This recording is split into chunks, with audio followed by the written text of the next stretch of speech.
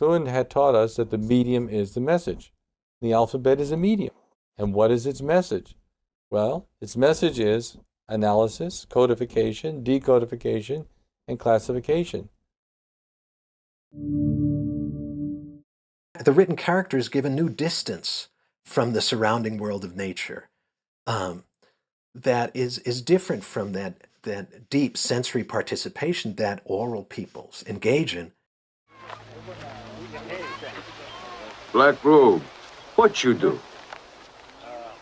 Making words. Words? You not speak. I will show you. Tell me something. Tell what? Something I do not know.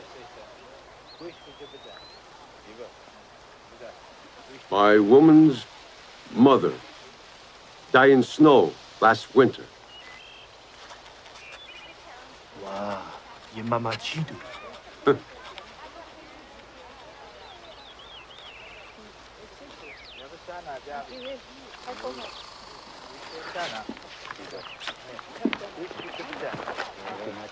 Wabima, Machi, Ashtem. Hey, Ashtem.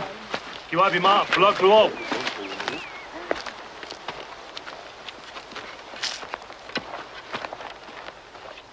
Last winter, Shamina's wife's mother died in the snow.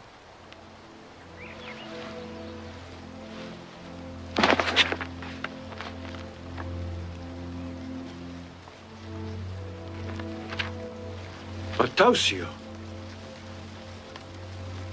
Matausio! It generates a different way of thinking. Preliterate societies, even adults in those societies, don't think in the way that people do in societies that are literate.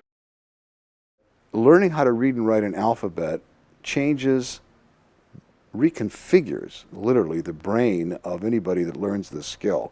And this has been confirmed by brain scans on non-literate people compared to literate people. And my question is, what happens to a culture when their brains are reconfigured in such a way that a lot of people learn this skill? How does it cause the whole culture to change? So the Phoenicians pick up this very interesting Semitic innovation, this new writing system, the alphabet. And Phoenicians are an ocean-going, seafaring gang and carry the alphabet across the Mediterranean to Greece. Before you know it, within a couple hundred years, you have Homer, which is some of the most magnificent, complex literature ever written. So what's so special about the Greeks? And you say, well, they invented history, they invented philosophy, they invented tragedy. But that requires another question, which is, well, why did they invent all these things? And those are formalized expressions of exactly what we're talking about, this self-reflexive, I call it in my book, critical consciousness.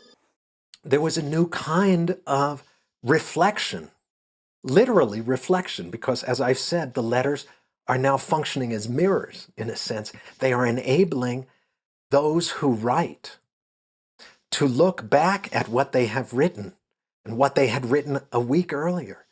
And so what they were thinking a week ago, and think further about the same thing and write some more thoughts and then look back at those and reflect on those. That is, one could now enter into relation with oneself or have one's own thoughts interacting steadily just with other thoughts that one had thought a few days earlier, independent of engaging in conversations with other people or interacting with the land, with the fields, with the forests, with the buildings.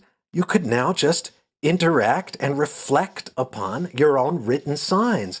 And this new reflexivity that is the origin of what we now speak of as the reflective intellect. I think the most fascinating thing about the Greeks is that they showed consciousness of human life rather than just living life. I mean, other civilizations contemporary with the Greeks, they obviously left a record of their existence, yet they did not have the consciousness about their existence that we find in the literature and the art of the Greeks. And that, of course, makes all the difference because that's what starts the West off on its remarkable development. The first book of any consequence written in the alphabet is the Old Testament, 900 BC, and then the Iliad is 800 BC. So you have the Jews and the Greeks, Jerusalem and Athens, that form the two major currents that are the foundation of Western culture. I mean, our law, our morality, our philosophy, our science, all come from those two entirely different streams.